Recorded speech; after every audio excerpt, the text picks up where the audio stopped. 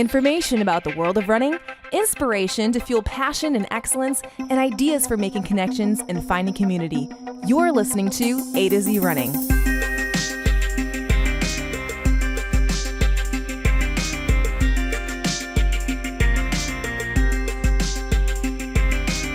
Welcome to the 50th episode of the AtoZrunning podcast. Can you believe 50 episodes? 50 episodes of helping runners thrive with Zach. And I'm Andy. And get engaged and join the conversation before it's too late.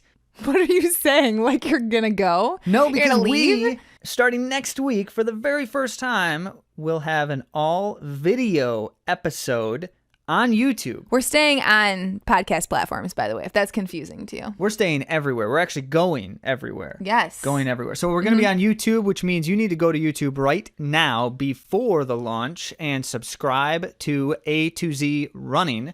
Search that up and you will find us. And then you'll get the first episode when it goes live next week. First all-video episode. And of course, if you prefer listening here and on all of your other podcast platforms, we'll stay there. And you can jump on AtoZrunning.com and follow us there. And then you'll be updated from everything.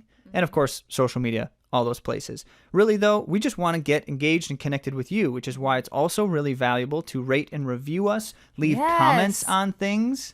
We love it. Thank you so much. Ed Scruggs, he wrote a great review on our podcast on Apple Podcasts. He wrote, informative as well as entertaining. Listen to A to Z during my early morning recovery runs to help keep me motivated to hit my running goals for the week.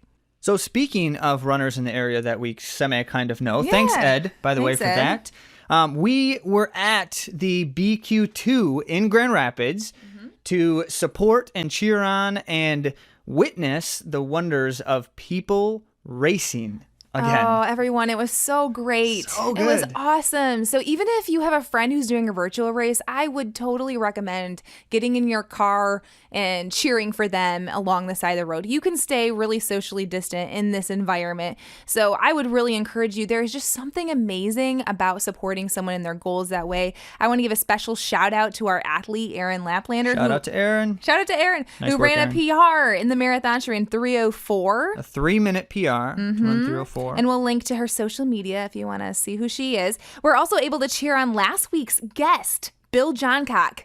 We're and so Logan. excited. Bill and Logan. Yeah. Team Logan. We were able to do that. I mean, it's amazing because I didn't expect that we'd be able to meet them for some time because of COVID, but they had come up to race. And so we were cheering them on. And for those of you who were there, you know that course. It was a 6-lap course in the Millennium Park Kent Trails area. And so that's a lot of winding trail turns, a little bit of hills. They try to avoid the big hills if you're familiar with those trails. But here, Bill's pushing Logan in these turns and trails. And if you're not familiar with pushing any kind of stroller at relatively high effort, it's not easy to do. Yeah, he was popping wheelies. It was really incredible. Really something. Impressed. Nice work, Bill. Yeah, and I also was able to meet social media friends, Julia on the Run, Mary Kitchen, Marathon Mama 11, and Stephanie Martin. We got to cheer her on, Mama Aspiring Boston 26.2. I'm sure there were a lot of others out there. Make sure you reach out to me because I took a ridiculous amount of photos. And I will send them to you for free.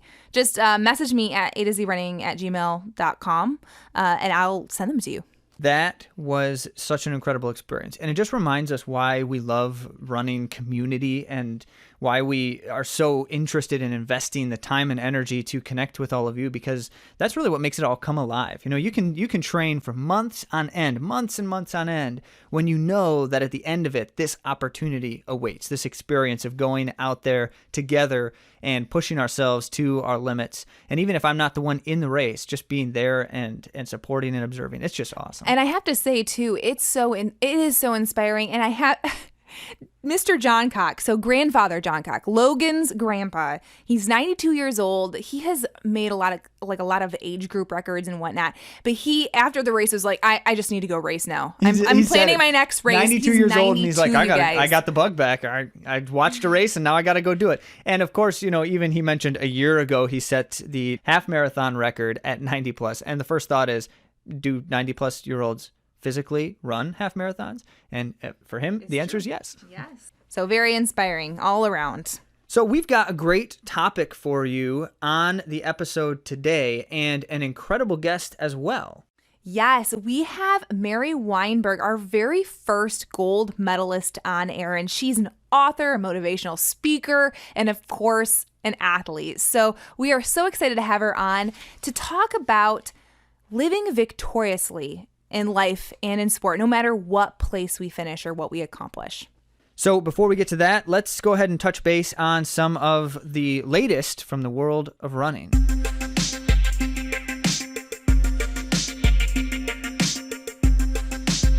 First, while we're on the topic of age group records and just incredible things that people who don't seem like they should be able to physically do these things somehow still pull it off, Dan King from Colorado ran a new age group 60 to 64-year-old mile record in, and I got to pause here now because this is where everyone should be trying to guess. What do you think a 61-year-old could run a mile in? The world record for the age group. Well, he ran 4:49. That's so fast. That's faster than my PR, guys. At 61. So if any of you know Dan King or know how to get a hold of him, share this with him so that he can hear us say, "You are our hero" in this moment. Yeah, absolutely. And we want to thank Kevin Dufendock and Benjamin Murray, who both sent us this article wanting us to share it on air. We think it's great. So thank you for that.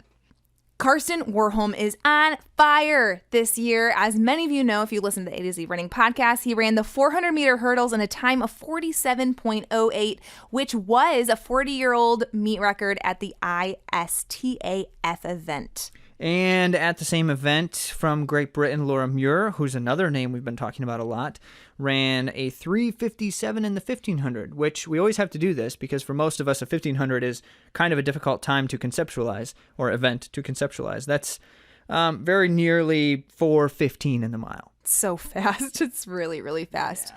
And there is a couple other outstanding performances, but we do want to mention Cindy O'Feely. She won the hurdles. We've been talking about her because she was on our podcast a few weeks ago. Last week, she was the British champion in the 110-meter hurdles, and she was on our podcast talking about speed. So there's more evidence that she knows what she's talking about when it comes to developing speed. So make sure you check out that episode. We will link to it. And as Andy mentioned, other races and results and some other things to note, we'll put links in the episode, AtoZrunning.com/episode 50. That is 50.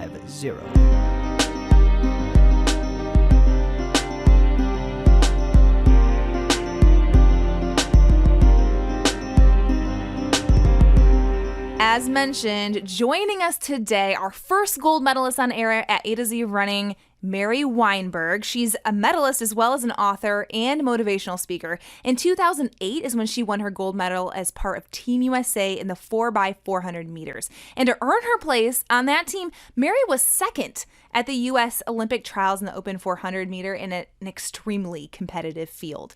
She also earned gold at a world championship in 2007 as part of Team USA.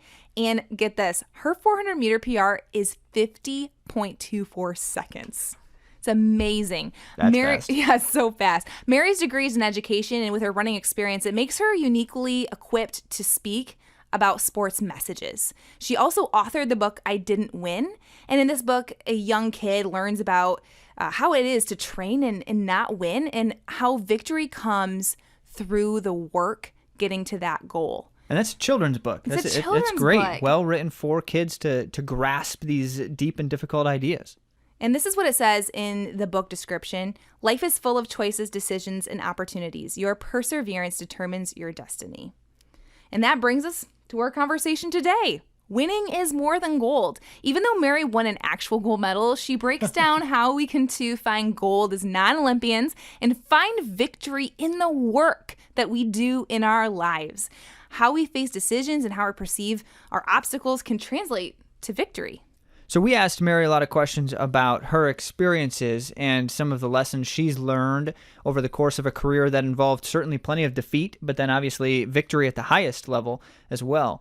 So there's some good tidbits there, but we also really try to get to the practical application of how we find motivation in the midst of these moments of seemingly defeat. And so I think that it's going to be a really valuable time to hear her articulate how we can navigate that in our minds, but also what we can do practically to try to address those things. And one of her comments that I just thought was really a powerful one, is kind of like an underscore, a foundational thought with all of these things. She said, you have to find peace.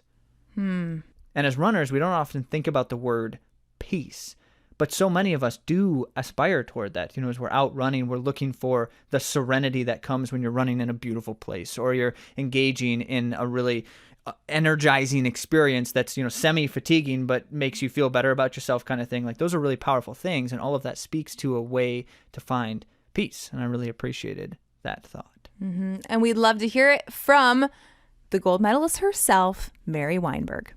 Thank you so much for coming on the show, Mary. Thank you so much for having me. I'm so excited to be here tonight. Yeah, we're just thrilled to have you on the show, not just because you are super speedy. We just gave our audience a lowdown on some of your running history, but also because your mission is to inspire and to motivate people. And I'm thrilled that our audience gets to hear from you. Thank you. I love to inspire, others. I love to allow people to secure their goals and just to go after their dreams. So, thank you for including me. Thank you for having me on the show. And hopefully, someone walks away with something inspirational that will come from me. Absolutely. So maybe that's a great place to start, because you're talking about helping inspire others to, go after dreams and things. And you've had some pretty sound experience with achieving dreams in the running world. So talk to us about the Olympic experience and what stands out to you most. What's most valuable from that experience yourself? For me, making my first Olympic team, and when I made the team, I think I was 28 years old, and being compared to a lot of the athletes that were already there and had made. This was like their second or their third team. I think it was an amazing experience for me to just look at my journey of getting to the Olympic Games and realizing that I had made it there. And I had come from, starting from the bottom, I guess you could say, where I wasn't winning these races and I wasn't even sure if I wanted to be an Olympian, let alone be an Olympic gold medalist. And, when I decided that I wanted to just train and just give my all, and I can remember crossing that line at the Olympic trials and just securing that second place finish and realizing that at that moment, I had finally did it, like it is happening for me. The year 2008 is very important to me. It stands for a lot of stuff. It stands for the fact that, like I said, I proved myself. And just being able to get off of the plane in Beijing and realize that I am there to not only represent Team USA, but I was there to be with my teammates who I've gotten the opportunity just to get to know so much better. And I look at it as, yes, they're my competitors, but at the same time, they're also my teammates. That is so cool. So talk to us a little bit about the race, like being there at the Olympics, racing for gold. I was asked to run the first leg of the 4x4, and I'm thinking, oh my goodness, they want me to run the first leg. But I realized that they chose me to run the first leg because they knew that I was going to give them a consistent leg. And they had been watching and they knew kind of my race strategy and how I ran the 400. And so, I was just excited. I was excited to be there. I was excited to have another opportunity. I actually went in the open 400 as well.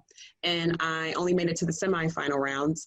And, I could have said, hey, I'm done. I give up. I don't want to do it anymore. And I told myself, you get 10 minutes, maybe at the most, to get upset and be mad that you didn't make that final in the 400. But you have to let that go because there are 4 other individuals, depending on you. And in the 4x4, we actually have 5 gold medals out there. So there were 5 of us that ran the race. And I cherish the memory of just being able to be with those ladies and make history. And just even to this day, just still, talking with them about the memory that we made. So our audience knows that you've written a book called I Didn't Win. It's a children's book. So how does an Olympic gold medalist, the best in the world, have experience in both victory and defeat to write this book, I Didn't Win? Tell us about that. I decided to write this book. I'm a school teacher as well. I originally started off in education, and then I gave up my job of teaching to pursue athletics. And it was just the right call at the time. And I'm so happy that I made that choice. But when I was done with the sport, I knew that I wanted to get back into education. I've always had a passion of working with children. And I noticed that children suffer with not winning. They throw temper tantrums. And I'm like, wait a minute. it's okay. This is not the end of the world. But for them, it was hard for them to see that. And I wanted to write a book in which they could relate to a character, and the character's name is Jackson. And just seeing that Jackson, even though he had won this race and he got really excited and pumped and wanted to win the next race, well, it didn't happen for him. And it's not that he gave up. Yes, he was sad, he was disappointed, but it taught him that sometimes things happen in life and you just have to pick yourself back up and keep going. So I wanted kids to relate to that because that happened to me. I am the Jackson in that story because in the beginning, I didn't win very many races. I actually doubted myself a lot. And, trying to get into the Olympic, the scene and on that Olympic stage, it's rough. And if you let it get to you, it can totally take you out and make you think that you're not good enough. And so I had to keep building on from each of those races and learning and learning and learning and finally positioning myself to be able to feel confident and know that I could be my best. So that's kind of why I wrote the book. And it's really been helping a lot of kids. I know I've gotten feedback from parents and just saying that, wow, this has helped me because I struggle with this as well. So. Yeah. So that point that Jackson learns that it was, the victory was in his hard work to get there. Exactly. So tell us a little bit about your hard work to get to where you have come. Oh my goodness, where should I start? No. So when I sit down and I talk with my kids, I have 2 daughters, and I just kind of reflect and go back in time with them just to tell them, this is what your mom used to do. And these are some of the stories. I know they don't get it just yet, but I know once they get older and of age, a little bit maybe into junior high or high school, they'll understand that, wow, my mom went through a lot of different things to get to where she is today. And I'm a very strong person. When I look back at some of the things that I had to go through before the Olympics, I'm thinking, I didn't think that I could get there. I didn't think that I could do this. And I'm just so amazed and I'm so happy that those opportunities allowed me to learn so much, so many different life lessons. One of the things that I really find fascinating about the sport of running is that the majority of our experiences as athletes in this sport are losses. If you think about it, for most runners, most of the time you are not finishing in first place. So this question of, when we're thinking about the many who are listening to this conversation right now and participate in the sport and don't necessarily win races, because most of us don't win races. Right. So how do we find that kind of perspective that you're talking about? It's you're winning and you're losing, you're working hard, and that's part of that victory, whether or not you finish first. What do you say to those listening who might not ever feel a gold medal moment in terms of actually finishing first? I would say to those individuals that it doesn't always have to take a gold medal. It could just be taking those baby small steps of getting towards your accomplishment or the goals that you want to achieve. And I know when you're competing, you want to win. You do. I look at it as going towards your goals, and whether there is a small goal first that you're hitting, then a bigger goal, and then the next goal after that. And I think for me, being able to win the gold medal, it allowed me to see that I could not only put my body through some amazing things to get there, but just also that, hey, I can do anything, and that's the mindset that I tell everyone. You have to change your mindset about things. And I used to think negative about things. And like I said, I used to think that I couldn't do things. But then I said, you know what? I can do this, and I will do this, and I am going to do this. And so that really helped out quite a bit. You mentioned earlier, Mary, talking with your daughters specifically about these topics, which, I always reflect on. It tends to be very difficult to convince a child, especially, the age matters here, but to convince a child that it's worth continuing to try, even if you don't feel like you're successful. I'm not as good as my cousin over there who's a year older than me and always better than me at everything, all of those kinds of things. How do we take even, any person, a child or an adult, in that valley, in the trial, the string of defeats? How do we take a person out of that, even if we can't do it with, because we can't always do it with the promise of it can get better, because we don't know that for sure, but we still know that you don't have to stay in that place. How do we get someone out of that place? Yeah, I just tell the kids, and even as a teacher, I just tell them to do their best. That's all that you can ask for is, did you do your best?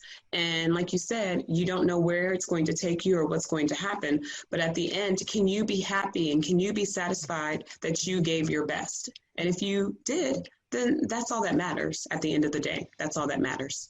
How do you banish fear? I'm asking, personally, how to banish fear, because you're just so full of confidence and integrity, and I love that about you. What would you tell someone who struggles with fear to the start line and, pushing that aside and going for their dreams?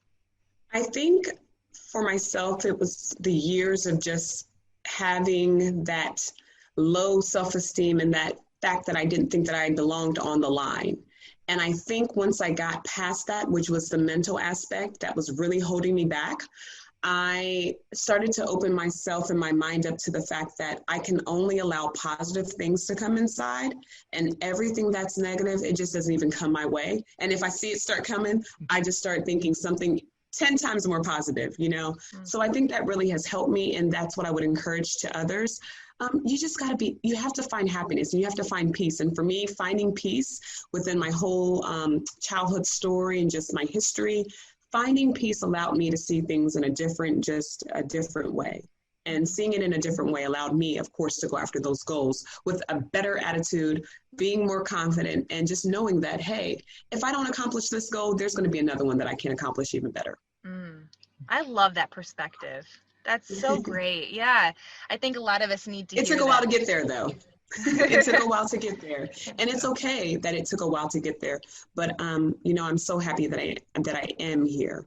I'm so happy that I was able to, I guess, leave that young girl who was afraid and leave that young girl who thought that she didn't belong, and to become this woman that, hey, I know that I belong. I know that I did it, and I know that I'm so happy that I was able to do that with the fact of knowing, hey, I'm never giving up, no matter what. So clearly, so many different things that you've been able to do to help inspire others, from your own successes and accomplishments, but also to the work directly with writing the books and sharing your life story as well, Mary.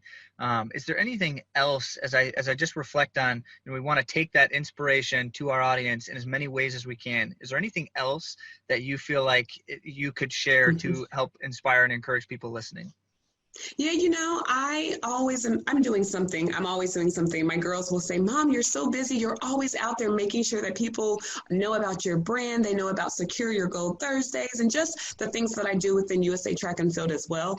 I have Secure Your Gold Thursdays, in which I'm trying to highlight different individuals and just showing how they secure their gold, because I'm a firm believer that if you surround yourself with, again, positive people and just hearing other people's stories, you can relate. And that just allows you to find just that one more reason of why you can go after the same goal as well. I'm also doing a lot of motivational speaking. I have a partnership with Airbnb with the Olympic athletes, in which I share my story on their platform. I'm excited about that. And then obviously with my 2 books. So yeah, I'm going to be doing some virtual tours with that as well, to really hit home to the school-aged children that, hey, you don't always have to win. There's other ways, and there's a lesson that you're going to learn, even sometimes when you have to lose. That's so good. I'm so glad we had the chance to talk to you, Mary. You're just so full of vibrancy and enthusiasm, and obviously, as being a gold medalist, and then also someone who believes in the perseverance that people need to master in order to help them achieve goals in their personal lives and maybe on the track too. Exactly. Yes. I love the fact that I want everyone to have unwavering perseverance. Unwavering perseverance. I love that. Well, you can find the link to that book, as well as all the ways to follow Mary in our show notes. That's AtoZrunning.com/episode 50. Thanks so much for joining us, Mary. So hopefully you found that as practically motivational and inspiring as I did. Certainly it was quite uplifting, and so appreciated Mary taking the time out of her busy schedule between writing books and, being a mom and speaking and touring. I think she did like a commencement recently. Oh, amazing. Yeah. So yeah, great things. So Andy, what struck you the most? I just loved how she said that she just kind of put blinders up to negativity at times, that she didn't allow for defeat to be defeat, that she, really did, as like Johnny Egger said in a quote in our previous podcast last week, that it's a stepping stone to success. That he doesn't see failure as failure, because it's really not. It can really launch us into our next gold, as Mary would say, finding our gold. And I did want to mention too about Mary is that on Thursdays, she does Secure Your Gold. And I'm going to link to that because it's really cool. She has a lot of great guests on her show that's on Instagram. So again, that's at Mary Wineberg 400. And when you follow her and you're following us, you're already halfway to entering a contest that we are having, and it's a giveaway of her book and some A to Z Running shirts. So you're going to want to make sure that you look out for that. So yes, follow at A to Z Running and at Wineberg 400 to make sure that you can also be in the running to win that giveaway. So as mentioned, next week marks the debut of a video version, so you can watch us talk. Yes. On the podcast, and it will be exclusively available on our YouTube channel. So find us at A to Z Running and subscribe so that you can get that first. So follow, subscribe, comment, review, all those things. You've got your homework now before next week, and we certainly have ours, trying to scramble to get this thing ready for you in time for prime time. So again, we want to thank Mary for being on the show today. For more content like this, it's coming for you next week.